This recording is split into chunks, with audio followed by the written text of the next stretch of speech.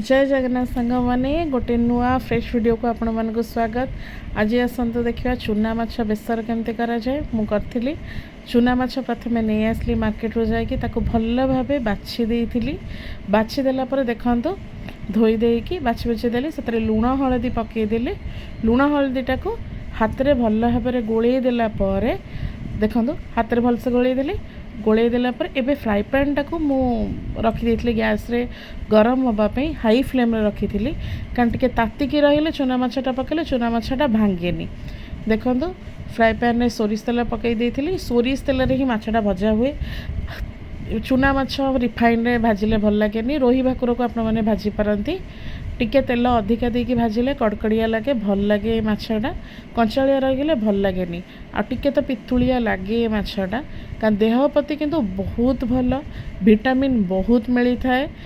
Even doctor माने भी कहते चूना माछ खाआंतु अलगा किसी न खाइले नाही। एपटे मु कौन करी मसलाटा देखो प्रस्तुत कर देइथिली। रसुण आउ जीरा सोरिष अदा पकई नथिली। एटा देखंतु अबिका माछटा केमती है। एपटे दीटा कौन करी आंबुल बतुरी देइथिली। चूना माछ बेसर हवा और आंबुल पड़ेबनी एटा इम्पॉसिबल। आलूटा को कौन करी ना सेपट गैस रे जो माछ बसुली एपटे आलूटारे आलू फ्राए कर देइथिली। एपटे आलू फ्राए काढ़ी देला परे टिके सोरिष तेल पकईकी से पियाज छुन छुन के काटिकी देखिली एमती पियाज टिके हो गलानी। गोटे बड़ टमाटर 4 खंड करिकी पकई देइथिली।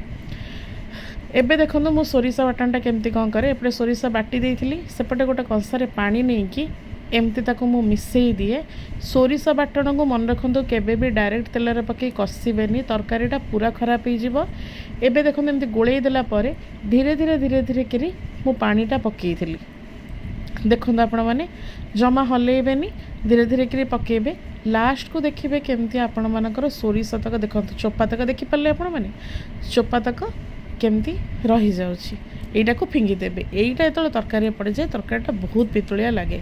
तरकारीटा फुटिया छाड़देली हलदी टिके पकई देकी आपण मैंने भावुथे तरकारीटा एमती कौन देखा कि फुटीगला बहुत भल देखा जाए। आउ से मु आलू पकई देइथिली। आउ जो दीटा आंबुल मु बतुरई थिली सेटा भी पकई देइथिली। एमिति तरकारी रे कंचा लंका टिके पकेइले बहुत भल लगे। जेते आपण लंका गुंड पकातु ना कहीं एमती तरकारी पकईकी थरटा कंचा लंका पकातु बहुत भल लगे। एबे मु देखदेली तरकारीटा ही आसलानी। तो आलू भी सिझी गलानी आमर।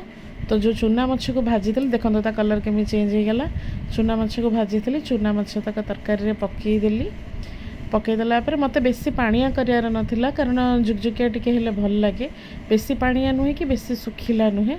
देखंतु एमती करदेली। देख चूना माछ भी हो गला। प्लेट को काढ़ंतु सर्व करंतु।